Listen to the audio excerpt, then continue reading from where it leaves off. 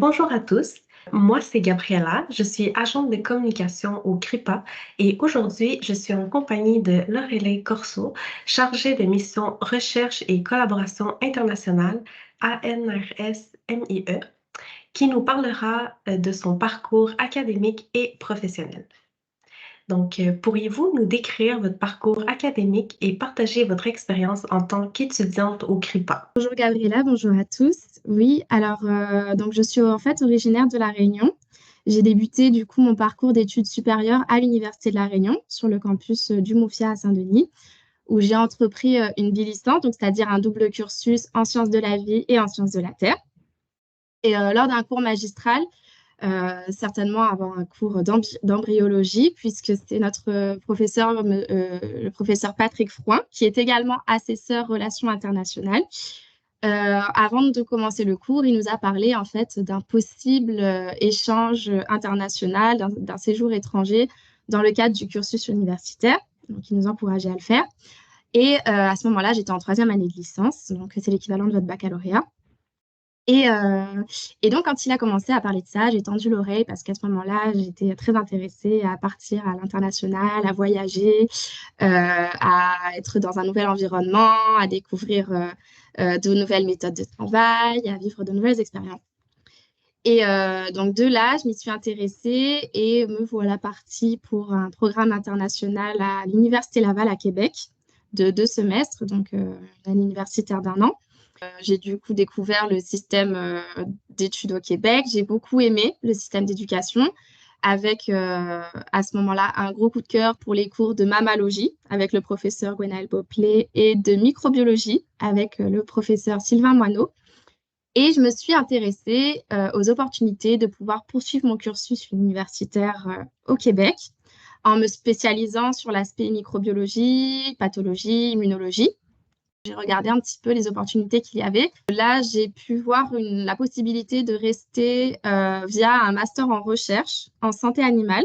J'ai vu une annonce, du coup, une opportunité qui avait été proposée par le laboratoire du docteur Mariela Segura à la faculté de médecine vétérinaire à l'Université de Montréal et notamment, du coup, au centre de recherche en infectiologie porcine et avicole, donc au CRIPA. C'était un projet portant sur les infections causées par la bactérie Streptococcus suisse, qui cause des septicémies, méningites et arthrite voilà, chez le porc, et qui est responsable de pertes économiques considérables dans l'industrie porcine. Donc, je m'y suis intéressée, je me suis dit que je vais tenter ma chance. Et lors de mon entretien avec donc celle qui deviendra ma future directrice, j'ai pu aborder ma passion pour la biologie, mon désir d'agir pour la recherche et de vouloir me sentir utile donc en contribuant à l'amélioration de la santé. Et je me souviens que lors de cet entretien, elle m'avait posé une question qui sera déterminante pour la suite de mon parcours. Est-ce que tu préfères un sujet de recherche fondamental ou appliqué? À ce moment-là, j'étais pas sûre de moi, mais ce choix a été déterminant puisqu'il s'avère que j'ai choisi la recherche appliquée. Et je me suis rendu compte que ce qui me plaît, c'est de voir directement sur le terrain l'impact visible, direct sur les bénéficiaires, sur les populations cibles, donc les animaux évidemment, mais surtout du coup les éleveurs qui attendent souvent nos résultats au tournant. Donc, ben, grâce au CRIPA et à l'excellente formation que j'ai reçue au sein des laboratoires des docteurs Mariela Segura et Marcelo Gottschalk, j'ai pu acquérir une solide expérience académique. J'ai gagné en assurance lors des présentations de mes résultats de recherche, donc que ce soit pendant des congrès, pendant des symposiums. J'ai appris à financer ma recherche aussi avec des demandes de bourse. Donc au total, j'ai pu acquérir de nombreux prix, de nombreuses bourses pour pouvoir continuer ces recherches. J'ai acquis en autonomie en prenant en main mon sujet de recherche et mes expériences. J'ai aussi bénéficié du coup d'un soutien moral incontestable, notamment de la part de mes amis qui partageaient les mêmes galères que moi en recherche au sein du laboratoire. Et voilà, donc un gros soutien de la part du CRIPA et un cursus universitaire assez riche. Pourriez-vous nous partager votre parcours professionnel, les expériences et les responsabilités que vous avez eues jusqu'à présent? Un parcours professionnel, malgré qu'il ait débuté il n'y a pas non plus si longtemps, il y a quelques années, mais qui est déjà riche en expérience. Du coup, après l'acquisition de mon diplôme de master en recherche en sciences vétérinaires, mes directeurs m'ont proposé un premier emploi en tant qu'agent de recherche dans leur laboratoire, donc toujours au CRIPA, ce qui m'a permis de bénéficier de leur accompagnement dans mon début de carrière. J'ai pu compléter mes connaissances en termes de recherche préclinique, en fait, en poursuivant mes travaux de recherche, notamment sur l'amélioration de la formulation des vaccins à base de bactéries nothogènes pour contrôler les infections à Streptococcus suisse chez le porc. Et donc, j'étais toujours en laboratoire. Dans mes tâches quotidiennes, je poursuivais un peu ce que j'avais déjà acquis lors de mon master, avec plus de responsabilités, cela dit, plus d'autonomie en gestion de projet, en analyse de données, en des rédactions de comptes rendus, en prise de décision, etc. Et j'ai également participé au suivi des activités d'étudiants du laboratoire qui travaillaient sur les mêmes thématiques que moi. Ensuite, j'ai souhaité en apprendre davantage sur la recherche préclinique et sur le management de projets de recherche, avec une vision plus large que celle du travail en laboratoire. Et j'ai donc débuté un emploi en tant que scientifique de recherche et plus précisément directrice d'études au département de toxicologie, du coup des laboratoires Charles River à Montréal, qui est une CRO, c'est-à-dire, pour faire court, c'est une organisation spécialisée dans la prestation de services de recherche pour les industries pharmaceutiques, biotechnologiques et médicales, qui sont donc nos clients. Je faisais le suivi d'études, notamment pour reporter les effets indésirables de composés pharmaceutiques en cours de développement, en étant du coup le point de contact du projet, en participant au montage de l'étude, en m'assurant du bon suivi de l'étude, en coordonnant les informations qui proviennent des différents départements et en rapportant les résultats via des envois de mise à jour régulières auprès des clients. J'ai aimé cette vision plus large de la gestion du projet, mais aussi du coup du système de développement de composés pharmaceutiques, de solutions de traitement, etc. et des normes de qualité qui sont bien définies. Je pensais qu'on m'a souvent dit d'ailleurs que j'étais assez douée pour l'aspect social, pour créer du lien. Et donc, en fait, notamment quand j'ai participé à des activités de vulgarisation au CRIPA. Et donc, ça, c'est un élément à garder en tête. Et donc, avec cette vision-là, qui était déjà plus affinée de ce que je voulais réellement et de ce qui me tenait à cœur, et pour être plus alignée à mes valeurs, en partant aussi du principe que j'avais aucune limite géographique, je me suis intéressée à ce que je pouvais faire dans le domaine de la recherche pour aider les pays qui en avaient le plus besoin, dans l'optique d'améliorer la santé d'un point de vue très large. Et j'avais un penchant pour les maladies émergentes et réémergentes, les maladies tropicales négligées, etc. Donc ça, c'est aussi un autre point à garder en tête parce que ça va vraiment en fait animer ma réflexion sur ce que je veux faire. Et donc par la suite, j'ai eu l'opportunité de partir pour la Caraïbe. Et je pense que c'est l'une de mes plus belles décisions. C'est exactement ce que j'avais besoin à ce moment-là, notamment après la période sombre que nous venions de traverser avec la crise du Covid. Donc, initialement, j'ai été missionnée pour coordonner un projet entre le CIRAD, qui est donc le Centre de coopération internationale en recherche agronomique pour le développement, et Haïti, pour supporter du coup les laboratoires de santé animale et végétale, notamment par le renforcement de leur capacité de diagnostic. Et par la suite, j'ai été impliquée dans d'autres projets que je détaillerai du coup un peu plus tard. Mais en tout cas, cette expérience m'a permis de développer mes compétences en termes de gestion de la recherche en partenariat au sein du réseau caribéen en santé animale. Et en fait, cette vision collaborative de la recherche pour un monde en meilleure santé m'a vraiment portée vers mes nouveaux objectifs.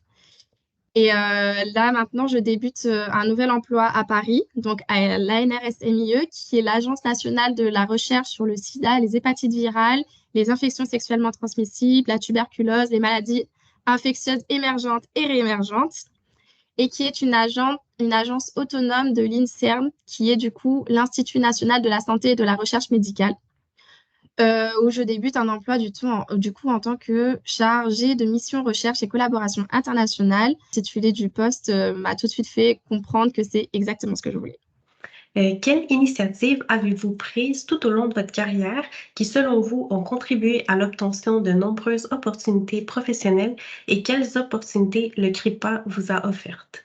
Je pense que le fait de m'être écoutée sur ce que je désirais vraiment faire, ce qui m'animait et surtout le fait de ne pas avoir peur d'oser sans me mettre aucune limite, aucune barrière, m'a forcément permis d'aller chercher des opportunités et de les saisir professionnellement. Et je dirais que c'est surtout ma soif de curiosité aussi qui est incontestable et qui m'a permis de vivre toutes ces belles expériences, autant professionnelles que personnelles d'ailleurs. Et je pense que le CRIPA m'a donné une solide expérience comme base de départ pour mener à bien mon ambition et qu'il m'a permis d'avoir des directeurs qui me soutiennent dans mes choix de carrière et sur qui je peux compter pour me référencer d'ailleurs, qui m'a permis du coup aussi d'avoir confiance de pouvoir m'exprimer sur mes projets.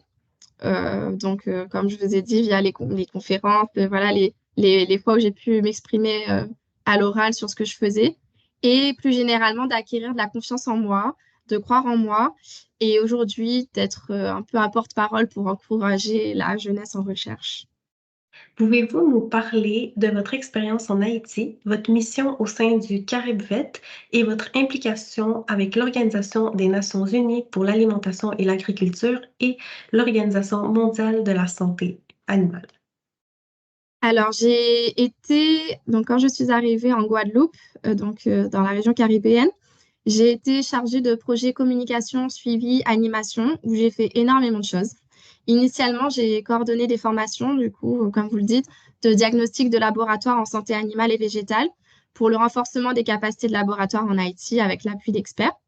La formation initialement devait se faire sur place en présentiel, mais étant donné le contexte particulièrement violent et dangereux en Haïti, avec les actuelles crises civiles et politiques, la formation a été réadaptée à un format virtuel et c'était très challengeant au vu des problèmes de connexion Internet de leur côté, mais aussi de la criminalité, du kidnapping, des barrages, des difficultés d'accès au laboratoire. Enfin, c'était vraiment très compliqué de pouvoir mener ces formations à bien. Mais c'était une expérience professionnelle et personnelle riche, mais qui était aussi profondément émouvante dans un contexte de crise comme celui-ci. La bonne nouvelle, c'est que nous avons quand même réussi à former quelques personnes ultra motivées et que nous avons pu aussi enrichir cette formation avec davantage de contenu interactif, donc avec notre équipe pédagogique. Et nous sommes actuellement en train de finaliser les traductions en anglais et en espagnol pour que ces formations puissent être délivrées en fait aux laboratoires qui en ont besoin. Initialement, c'est ciblé à la Caraïbe, mais il n'est pas exclu qu'ils puissent s'étendre au reste du monde. Et j'ai aussi rédigé à la suite de ça un guide de formation, de bonnes pratiques de formation qui permettra à d'autres personnes du réseau d'avoir des conseils sur la coordination d'une formation dans un pays en situation de crise. En parallèle de cette mission, j'ai effectivement apporté mon soutien à la FAO et à l'OMSA, l'Organisation mondiale de la santé animale, pour la coordination d'une formation sur la préparation à la peste porcine africaine dans la Caraïbe et en Amérique latine, où j'en ai profité pour apprendre beaucoup sur ce pathogène. Il est responsable de pertes économiques considérables dans l'industrie porcine. C'est un pathogène mondialement préoccupant qui a été signalé pour la première fois dans la Caraïbe en 2021 sur l'île d'Hispaniola. Donc l'île d'Hispaniola, c'est Haïti et République dominicaine. Et ces formations sont très importantes pour éviter en fait la propagation du virus dans la région. J'ai également aussi appuyé donc la coordination du réseau Caribvet, qui est le réseau caribéen en santé animale, dans ses activités, dans ses projets. À la fin de cette mission donc avec Haïti, j'ai coordonné plusieurs projets. Un premier projet en gestion de la santé en contexte de catastrophes naturelles, ce qui est très important pour la région caribéenne qui est régulièrement soumise à des séismes, à des éruptions volcaniques, à des tsunamis, à des ouragans, etc., sans parler des problèmes de santé qui peuvent être aussi causés par soit de la propagation de maladies ou par les brumes de sable ou par les sargasses. Enfin, bref, il y a tout un panel de choses qui affectent la santé. Et donc, dans le cadre de ce projet qui s'appelle Biodiv 2D pour Biodiversité, Disease et Disaster, on a fait un retour d'expérience sur la mobilisation des acteurs en santé animale suite à l'explosion du volcan de Saint-Vincent-les-Grenadines en 2021, avec l'apport de nourriture pour les animaux, de médicaments, etc. Donc, quelque chose un peu plus humanitaire. Et ça a été en fait une mobilisation intersectorielle sans précédent dans le réseau. Et ce projet a finalement été mis en lien avec un autre projet que j'ai coordonné qui s'appelle Carib Green, qui intègre une composante One Health, donc une seule santé, qui porte du coup sur la valorisation et le renforcement des collaborations intersectorielles pour l'amélioration de la santé des agroécosystèmes. J'ai aimé cette approche participative et collaborative pour travailler sur un objectif commun.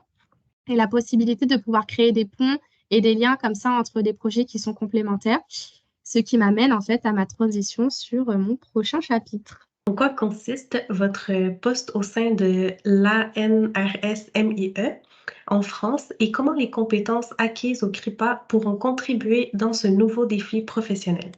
Alors, mes activités se concentreront principalement sur le renforcement des collaborations institutionnelles et scientifiques au niveau de l'agence et sur l'émergence de projets scientifiques transversaux en créant du lien justement entre les différentes équipes du réseau international de l'agence, engagées ou qui souhaitent s'engager sur des thématiques et des objectifs similaires en respectant les préoccupations actuelles et qui contribuent au travail normatif de l'OMS, donc l'Organisation mondiale de la santé, dans le cadre des priorités thématiques de l'accord qui a été signé entre l'OMS et la NRSMIE, afin d'aider à la décision des acteurs de la santé dans les pays à revenus faibles et intermédiaires.